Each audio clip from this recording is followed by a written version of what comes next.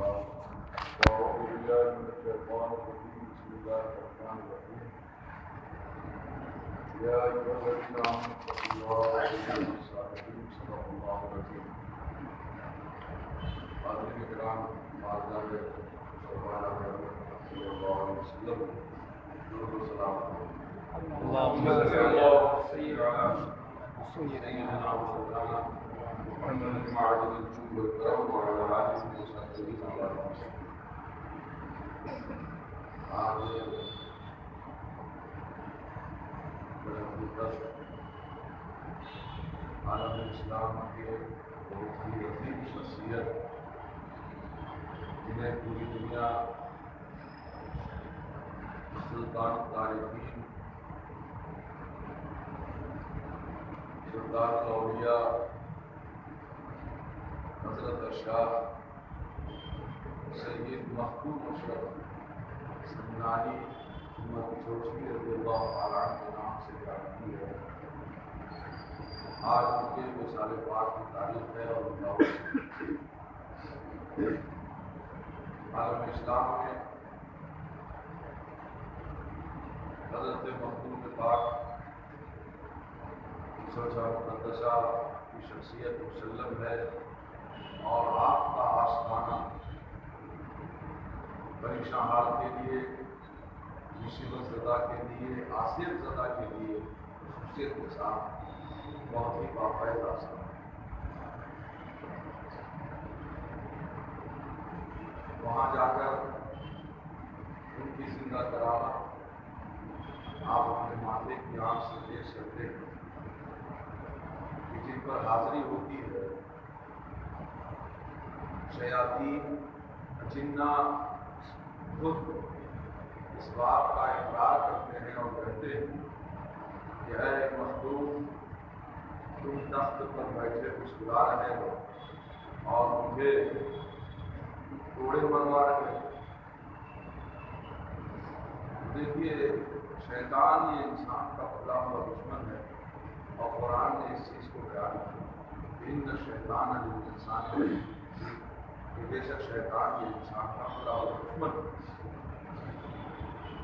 لیکن دشمن ہونے کے باوجود صداقت اور حقانیت اسی کا نام ہے کہ دشمن بھی اس کی گواہی دے.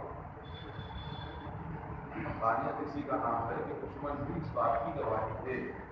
تو اللہ والے اس دنیا سے رخصت ہونے کے بعد بھی الحمدللہ اللہ کے فضل سے تو کائنات کو دیکھتے ہیں اور اللہ انہیں وہ زندگی عطا فرماتا ہے کہ آنے والے کرنے والوں کو دیکھتے بھی ہیں اور ان کی ضرورتوں کی تکمیل بھی کیا کرتے ہیں. اور اس چیز کی گواہی شیطان بھی دے رہا ہے. اس لیے خوش نصیب میں وہ افراد جو بزرگوں کے دامن کرم سے وابستہ ہیں اور ان کے تصرف کا یقین کرتے ہیں. حضرت مخدوم چوچا سیدنا محبوب اشرف جہانگیر سمنانی رضی اللہ تعالیٰ یہ 800 صدی ہجری کے بزرگ ہیں. 707 ہجری میں ایران کا ایک علاقہ جسے سمنان کہا جاتا ہے وہاں آپ کی ولادت ہوئی اور آپ کے والد محترم حضرت سلطان سید ابراہیم رحمۃ اللہ بڑے پائے کے جہاں بادشاہ تھے وہیں اللہ نے انہیں نگاہ ولایت اور مرتبہ ولایت سے بھی سرفراز فرمایا. آپ کی ولادت ہوئی حضرت محبوب پاک کی تو 7 سال کی عمر میں مکمل قرآن کا حفظ فرمایا. سبحان اللہ. 7 سال کی عمر میں قرآن کا حفظ فرمایا اور حفظ کرنے کے بعد اسی دوران قرأت سبا، آج کل یہ قرأت جو ہے بہت کم ہی سننے کو ملتی ہے. قرأت سبا یہ مکمل آپ قاری دسترس آپ کو حاصل ہوا، 7 سال کی عمر حضرت سبا میں مہارت حاصل کی اور قرآن کا حفظ کیا، اور اس کے بعد تحصیل علوم قرآن، علوم حدیث، علوم فقہ اور دیگر علوم و فنون، علم ظاہری کی جانب آپ نے رخ کیا تو 14 سال کی عمر میں مروجہ جتنے علوم و فنون ہیں علوم دینیہ، ان تمام علوم سے الحمدللہ آپ نے اپنے سینے کو فیضیاب کیا اور مکمل زبردست اپنے وقت کے بہترین عالم دین فاضل اور کامل 14 سال کی عمر اور 15 سال کی عمر میں آپ کے والد حضرت سید سلطان ابراہیم رحمۃ اللہ تعالی علیہ کا سایہ آپ کے سر سے اٹھا۔ 15 سال کی عمر میں آپ کے والد اس دنیا سے رخصت ہوئے، پھر اس تخت پر کیونکہ سمنان کے وہ بادشاہ تھے، اس بادشاہت کی تخت پر آپ کی جو ہے تاج نشینی اور وہ عہدہ آپ کے حوالے کیا گیا، اور اس تخت پر آپ تشریف فرما ہوئے اور 10 سال تک آپ سمنان کے بادشاہ رہے۔ 10 سال سمنان کی بادشاہت آپ نے فرمائی، لیکن تاریخ جب پڑھتے ہیں تو یہ بات کھل کے سامنے آتی ہے کہ ایسا بادشاہ بہت کم ہی نظر آتا ہے کہ جو بادشاہت کے تخت پر بیٹھ کر ولایت کا نغمہ گا رہا، بادشاہت کی تخت پر بیٹھ کر دینی اور شرعی تمام اصول و قوانین کے مطابق اپنی زندگی گزار رہا ہو، ایسے بادشاہ بہت کم نظر آتے ہیں۔ ایک رات اتفاق حضرت خضر علیہ السلام سے حضرت مخدوم سمنا کی ملاقات کی تو آپ نے فرمایا کہ اے اشرف، تمہارا حصہ ہندوستان میں ایک علاقہ پنڈوا شریف کے نام سے مشہور ہے، جہاں حضرت علاء الحق پنڈوی رحمۃ اللہ تعالی علیہ کا آستانہ ہے، تو آپ نے فرمایا کہ آپ کا حصہ وہاں ہے، آپ وہاں چلے جائیں۔ تو آپ کے بھائی انہیں حضرت مخدوم سمنانی نے اپنی تخت پہ بٹھا دیا کہ اب آج سے جو ہے یہاں کی ساری ذمہ داری وہ آپ کے حوالے کر رہا ہوں اور اب میں یہاں سے رخصت ہوتا ہوں۔ تو پھر آپ ہندوستان تشریف لائے، پنڈوا شریف پہنچے اور حضرت علاء الحق پنڈوی رحمۃ اللہ تعالی علیہ کے حلقہ عیادت میں آپ داخل ہوئے، دکن بھی آپ کا آنا ہوا، پھر یہاں سے نکلے تو بہار شریف جہاں حضرت مخدوم یحییٰ منیری رحمۃ اللہ تعالی علیہ کا مطالعہ تھا، ان سے ملنے کے لیے سرکار مخدوم اشرف وہاں کے لیے چلے۔ اب یہ چل رہے ہیں بہار شریف کے لیے مخدوم یحییٰ منیری سے ملنے کے لیے، اور ادھر حضرت مخدوم یحییٰ منیری رحمۃ اللہ علیہ اپنے مریدوں کو بٹھا کے کہہ رہے ہیں کہ ایک بہت بڑا عالم دین، بہت بڑا قاری جو حضرت سبا کا قاری ہے اور حافظ قرآن بھی ہے، اپنے وقت کا زبردست جید عالم دین فقیہ اور علم قرآن اور علم حدیث کا ماہر ہے، وہ آ رہا ہے، لیکن افسوس کہ مجھ سے ملاقات نہیں ہو سکے، مجھ سے ملاقات نہیں ہو سکے گی، ابھی میں بس چند لمحوں کے بعد اس دنیا سے رخصت ہو جاؤں، اور جب میرا انتقال ہو جائے تو کفن دے دینا، اس کے بعد جنازہ تیار کر کے اس آنے والے مخدوم کا انتظار کرنا، جب وہ آ جائیں تو ان سے کہنا کہ حضرت کی وصیت تھی کہ ان کی نماز جنازہ آپ پڑھیں۔ دیکھیے اللہ والوں کی شان، مثالیں قائم فرما دی اللہ پروردگار عالم نے اس دنیا میں مثال قائم کر دی کہ دیکھو میرے کیسے کیسے بندے ہیں کہ میں نے انہیں اتنا علم دیا کہ وہ رخصت ہونے سے پہلے اپنے رخصت ہونے سے بھی واقف ہوتے ہیں کہ مجھے اس دنیا سے اب رخصت ہونا ہے، اور کیوں نہ ہو کہ اللہ والوں کی نگاہوں کے سامنے لوح محفوظ ہوتا ہے۔ حضرت مولانا روم نے فرمایا لوح محفوظ است پیش اولیاء، اولیاء اللہ کی نگاہوں کے سامنے لوح محفوظ ہوتا ہے، اور لوح محفوظ میں ابتدا سے لے کے انتہا تک ہر چیز کا علم اور ہر چیز کی خبر اور سارے واقعات وہاں لکھے ہوئے ہیں اور موجود ہیں۔ اللہ والے نظر اٹھاتے ہیں اور جہاں زمانے کی تاریخ پڑھتے ہیں وہیں وہ اپنی بھی تاریخ پڑھ لیا ہے۔ تو ایسا ہی ہوا، حضرت مختوم اشرف سمنانی رحمۃ اللہ علیہ کی آمد سے پہلے حضرت مختوم یحییٰ منیری رحمۃ اللہ علیہ کا انتقال ہوا۔ حوصلہ دیا مریدوں نے، جنازہ تیار ہو کے رکھا ہوا ہے، انتظار ہو رہا ہے کہ دکن سے کوئی آئے گا۔ اتفاق انتظار کے دوران لوگوں نے کہا کہ یہ دیکھیے ایک سواری چلی آ رہی ہے۔ آس پاس اور بھی لوگ تھے، بیچ میں ایک چہرہ بڑا مسکرا رہا تھا، اور کیوں نہ مسکرائے کہ چمنستان فاطمہ کی ایک مسکراتی ہوئی گلی تھی آپ، ہے نا؟ ہاں، حسینی سادات میں آپ کا شمار ہوتا۔ تو آئے تو لوگوں نے کہا کہ حضرت آپ نماز جنازہ پڑھائیے، حضرت کی وصیت گزار ہے۔ حضرت مختوم سمنا نے نماز جنازہ پڑھائی، اور اس کے بعد دفن کر کے جب لوگ واپس ہوئے تو حضرت مختوم یحییٰ شرف منیری رحمۃ اللہ علیہ، علم تصوف میں ان کا بہت اونچا مقام ہے، مکتوبات دو صدی ان کی بہت ہی مشہور و معروف تصنیف ہے۔ اور تصنیف کیا ہے معلوم ہے؟ ہم لوگ اب تو خط لکھنے کا دور ہی نہیں رہا، پہلے لکھا کرتے تھے، اب تو مضمون بھی لوگوں کے ذہن سے نکل گیا خط کا، مطلب کہ ابتدا کیسے ہو اور انتہا کیسے ہو، اور گھر والوں کا دور آ گیا ہے۔ تو حضرت خط جو لکھتے تھے، مان لیجیے آپ سے فلاں سے جو بھی عقیدت مند ہیں، اگر کسی کا خط آ گیا تو آپ اس کا جواب دیتے تھے، یعنی تو کسی کو آپ نے اپنی طرف سے اگر لکھا تو ان خطوط کو جمع کیا گیا، خط کو مکتوب کہتے ہیں، ہے نا؟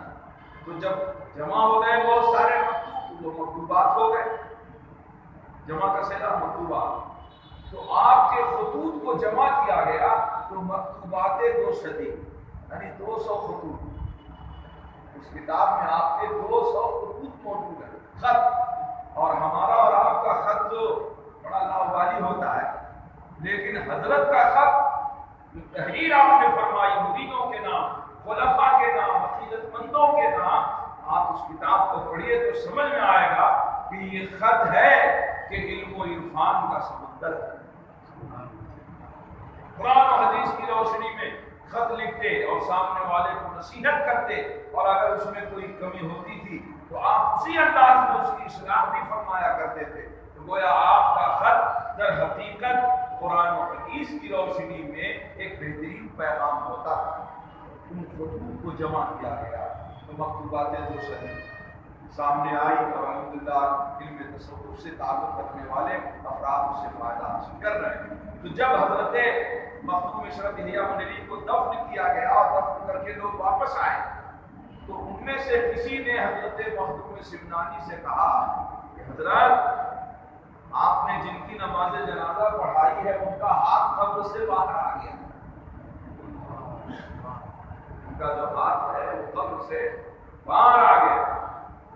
اچھا ٹھیک ہے، چلیے سرکار مختوم اشرف تشریف لائے، قبر کے قریب بیٹھے، مراقبہ فرمایا۔ مراقبے میں یہ کشف کے ذریعے انہیں یہ بات معلوم ہوئی، اور حضرت نے فرمایا کہ یہ معاملہ ہے۔ اور پھر اس کے بعد مختوم سمنا نے حضرت کے مریدین سے کہا کہ دیکھو حضرت کا جو وصال ہوا، انہوں نے کچھ دنوں پہلے اپنے کسی مرید کو اپنی ایک ٹوپی دی تھی، اور وہ ٹوپی بہت ہی تاریخی اور بابرکت ٹوپی ہے، اور حضرت نے وصیت کی تھی کہ جب میرا انتقال ہو جائے تو اس ٹوپی کو میرے ساتھ میرے قبر میں رکھ دینا، لیکن وہ بھول گیا، ٹوپی رکھنا وہ بھول گیا۔ اس لیے چاہیے ان سے کہیے کہ ٹوپی لا کر کے قبر کے اندر رکھ دیں۔ حضرت اسی ٹوپی کو طلب کر رہے ہیں۔ اب دیکھیے یہ کیسے کہا جائے کہ اللہ والے دنیا سے رخصت ہوئے تو معاملہ فنش ہو گیا؟ اگر فنش ہو گیا ہوتا تو پھر یہ سب ہے کیا؟ اچھا یہ وہ مشاہدات ہیں جسے کوئی جھٹلا ہی نہیں سکتا ہے۔ اچھا یہ ہاتھ نکلنے والا معاملہ اسی لیے کہا جاتا ہے کہ بزرگوں کی ولیوں کی جو کرامتیں ہوتی ہیں نا وہ انبیاء کرام کے معجزات کو منوانے کے لیے ہوتی ہے کہ دیکھو نبی کے غلاموں کے اندر جب یہ پاور اور ان کی زندگی کا یہ حال ہے تو یہ تو امتی ہیں، نبی کی طاقت اور قوت اور ان کی زندگی تو بہت بلند ہوگا۔ چلے تھے حضرت جامی رحمت اللہ علیہ ایک نعت شریف لکھ کر کے کہ سرکار کو سنائیں گے اللہ کے حبیب نے خواب دکھایا کہ وہ آ رہا ہے، اس کو روک دو۔ وہیں روکنا اس لیے نہیں تھا کہ آنے نہ دیا جائے، بلکہ اس لیے سرکار نے فرمایا وہاں کے حاکم سے اسے روکو، وہ جو لکھ کے لا رہا ہے اگر وہ آ گیا اور پڑھ لیا تو مجھے قبر سے باہر نکلنا پڑے۔ جی ایک اور بزرگ گزرے ہیں، انہوں نے سرکار کی بارگاہ میں آ کے التجا کی کہ حضور جب لوگ آتے تھے تو ان کے ذریعے میں سلام بھیجتا تھا اور آپ کا جواب ان کے ذریعے آتا تھا، لیکن اب میں نے کسی کو بھیجا تو نہیں ہے، اب میں خود آ گیا ہوں۔ سید کبیر احمد رفاعی رحمۃ اللہ علیہ ان کا واقعہ، سید احمد کبیر رفاعی رحمۃ اللہ علیہ فرماتے ہیں حضور اب تو میں خود آ گیا ہوں، اب صرف جواب سے کام نہیں چلے گا، میں مصافحہ بھی کرنا چاہتا ہوں۔ یہ تاریخ ہے، ہم اپنی زبان کو جھٹلا سکتے ہیں مگر تاریخ کو کوئی جھٹلا نہیں سکتا۔ زمانے نے دیکھا کہ سرور کائنات فخر موجودات جناب محمد رسول اللہ صلی اللہ علیہ وآلہ وسلم کا دست مبارک آپ کے قبر انور سے باہر سبحان اور آپ نے دست بوسی کی اور اس کے بعد قبر سے آواز آئی کہ پھر سے ایسی آرزو نہ کرنا، وہ دنیا کچھ اور ہے، یہ دنیا کچھ اور۔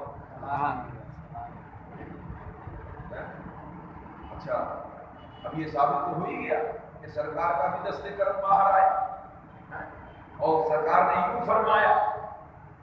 اور سب سے بڑی دلیل حضرت ابوبکر صدیق رضی اللہ تعالی عنہ وصال سے پہلے حضرت علی رضی اللہ تعالی عنہ سے وصیت کرتے ہیں، حضرت علی سے کہ اے علی جب میرا انتقال ہو جائے تو مجھے غسل دینا، دفنا دینا اور جنازہ تیار کر کے سرکار کے روضے کے سامنے رکھنا دروازے کے قریب، اور کھڑے ہو کر کے سرکار کی بارگاہ میں عرض کرنا کہ یا رسول اللہ صلی اللہ علیہ وسلم ابو بکر دروازے پہ حاضر ہے، اگر آپ اجازت دیں تو آپ کے پہلو میں دفن کر دیا جائے۔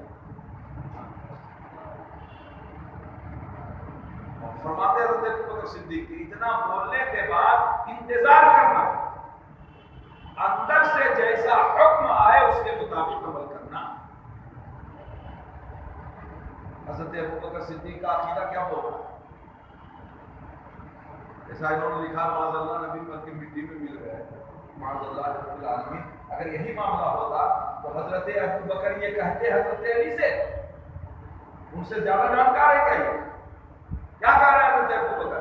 ان کا عقیدہ بتا رہا ہے کہ نبی قبر میں زندہ ہیں، وہ سنتے بھی ہیں جواب بھی دیتے ہیں، انہیں سنانا کہنا یہ کھڑے ہیں، پھر جیسا حکم ہوگا ویسا عمل کرنا۔ حضرت علی نے کہا تو قبر انور سے آواز آئی ادخل الحبیب الی الحبیب ان الحبیب الی الحبیب مشتاق۔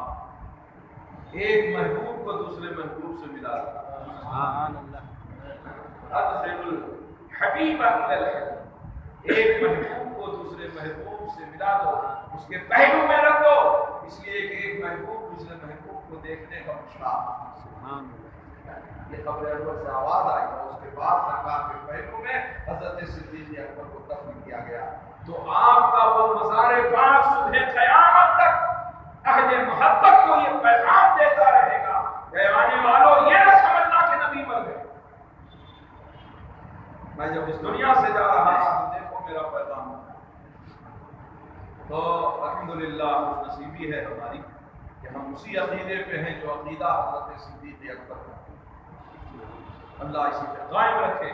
تو سرکار مخدوم سینا نے بتایا تو ایک مرید نے کہا کہ ہاں حضور مجھ سے خطا ہو گئی, ذہن میں بات نہیں تھی, حضرت نے وہ ٹوپی مجھے ہی دی ہے اور وہ خیال سے نکل گیا. گئے گھر وہ ٹوپی لائی اور حضرت مخدوم الیاء شرف میری رحمۃ اللہ علیہ, ان کا مزار بہار شریف جو پٹنہ سے بالکل قریب ہے, پٹنہ کے قریب ہے, حضرت کے ہاتھ پر وہ ٹوپی رکھی, جیسی وہ ٹوپی آئی پھر وہ ہاتھ اندر چلا.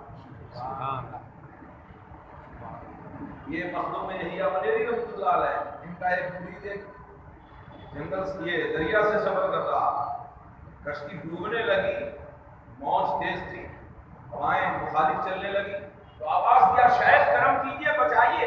ایک ہاتھ نکلا, کہا کون؟ کہا میں خضر ہوں, پکڑ لو. سمندر سے ایک ہاتھ نکلا, کہا میں خضر ہوں, پکڑ لو. لیکن وہ بھی بڑا پکا, کہا کہ میں تو مخدوم الیاء کا مرید ہوں, میں نے اپنے پیر کو پکارا ہے, اب اگر ان کو بچانا ہوگا تو بچائیں گے. آپ کی عظمت مسلح, آپ کی بزرگی مجھے تسلیم ہے, لیکن حضور وہ میرے پیر ہیں, میں نے ان کو پکارا ہے, اب اگر ان کو بچانا ہوگا تو بچائیں گے. وہ ہاتھ نیچے گیا, دوسرا ہاتھ نکلا, کہا پکڑ میں الیاء ملیری کو. جی اب وہی کہہ رہی آواز کیسے وہاں تک پہنچ گئی. تو آپ موبائل کے ذریعے پوری دنیا میں آواز پہنچاتے ہیں, وہ تو روحانی کنیکشن ہے, یہ جو فیل ہو جاتا ہے وہ نیٹ ورک کبھی فیل ہی نہیں ہوتا. ہاں تو یہ شان سرکار مخدوم سینا رضوان کی کہ وہ صاحب قبر سے گفتگو بھی فرما رہے ہیں. الحمدللہ آج سوچا مقدسہ میں آپ کا مزار پاک مجاز لائق ہے, ضرورت مند پریشان حال وہاں پہنچتے ہیں, اور جو ان میں ہوں گے بھی جنہوں نے حاضری دی ہوگی ماشاء اللہ. تو کبھی اگر موقع ملے تو حضرت کے آستانے پر حاضری دیجیے اور دیکھیے زندہ کرامت وہاں حضرت کی. آج بھی لوگ پہنچتے ہیں اور فیض پاتے ہیں, بڑا بافیض آستان. اللہ تعالیٰ ان کے فیضان سے ہم اور آپ لوگوں کو مالا مال فرمائے. اچانک ذہن میں بات آ گئی کہ آج حضرت کی وصال کی تاریخ ہے, اس کا دن ہے, تو میں نے سوچا کوئی بات حضرت کے تعلق سے پیش کر کے حضرت کی بارگاہ میں اصال ثواب کر لیا جائے. تو ایک بار سورہ یہ درود شریف پڑھی اور 3 بار سورہ اخلاص, ایک مرتبہ الحمد شریف, پھر ایک مرتبہ درود شریف پڑھ لیں, پھر حضرت کے نام پڑھ.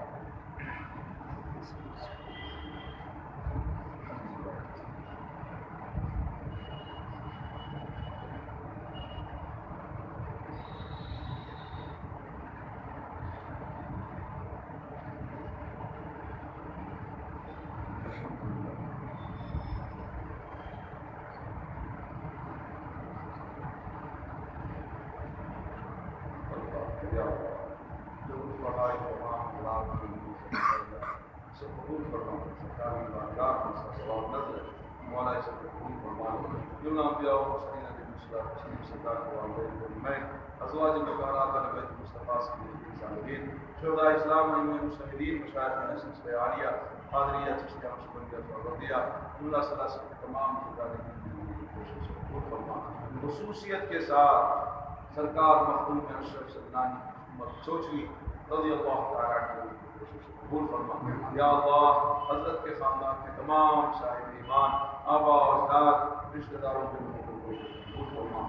یا اللہ حضرت کے فیوز و برکات سب سے تمہارا مان فرما. یا اللہ حضرت کے روحانی علمی عملی اور اس کی فیضان سے ہم سب کو مالا مال فرما.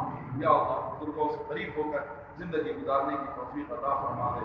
یا اللہ آپ سب کی دعاؤں کو قبول فرما, ان بزرگوں کے سب کی پریشانیوں کو دور فرما دے, مشکلیں آسان فرما دے, دو جہاں میں کامیابی عطا فرما.